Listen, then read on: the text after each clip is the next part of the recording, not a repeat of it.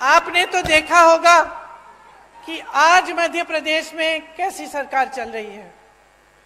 मेरे ख्याल से 225 महीनों की सरकार है और 250 घोटाले हैं।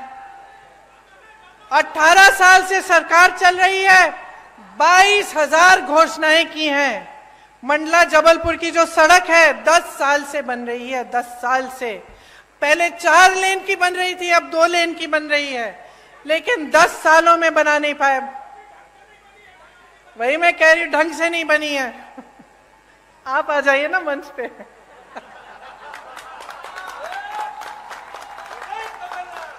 मुझे बताते रहिए। यहाँ की सड़क की तो ये स्थिति है कि गडकरी जी जो मंत्री हैं, जो सड़क बनवाते हैं, उनको आकर माफी मांगनी पड़ी आपके सामने। ये बात है, आप सोचिए।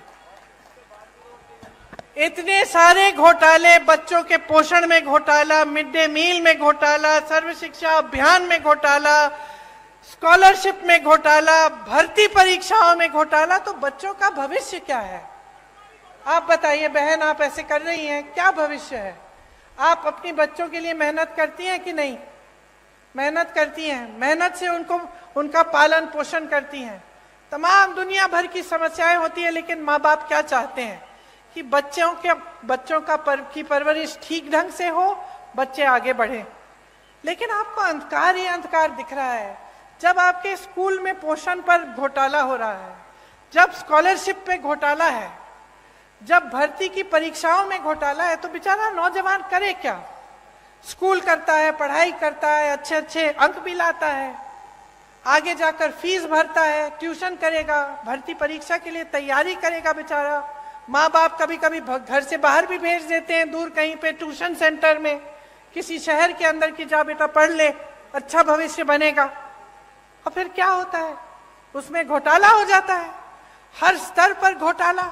तो बेचारा परीक्षा देता है, परीक्षा में पास भी हो जाता है, लेकिन नियुक्ति नहीं होती, क्योंकि घोटाला हो जाता है, सब कुछ बंद हो जाता है। तो जब अगली पीढ़ी, आने वाली पीढ़ी के लिए भी कुछ भविष्य में दिख नहीं रहा है, उम्मीद ही नहीं रही, तो आगे कैसे बढ़ पाओगे? आपका विकास कैसे हो पाएगा? सबसे बड़ा व्यापम का जो घोटाला हुआ यहाँ, पता नहीं कितने लोग मर गए उसमें, किसी ने इंक्वायरी, जांच तक भी नहीं कराई। और वही सरकार चली जा रही है, चली जा रही है। मां नर्मदा पे घोटाला, महाकाल में घोटाला, मंदिर में जो मूर्तियां लगाई हैं उस पर भी घोटाला। तो थक नहीं गए हो आप? थक गए हो? थक गए हो ना? क्योंकि आखिर देखिए, जो नेता होते हैं, राजनीति में आते हैं, किस लिए आते हैं? ज्यादातर तो ये भावना रख के आते हैं कि कुछ सेवा करेंगे, आपको आगे बढ़ाएंगे, और आपको भी उनसे कुछ उम्मीद रहती है कि ठीक है, ये मेरे गांव का एक नेता है, और मेरे लिए करेगा, है कि नहीं? लेकिन जब आपको दिखता है कि चाहे कुछ भी मंच पे आकर कुछ भी कह रहे हैं, आपको कुछ भी कहानियां सुना रहे हैं, लेकिन सच्चाई इनकी कुछ और है।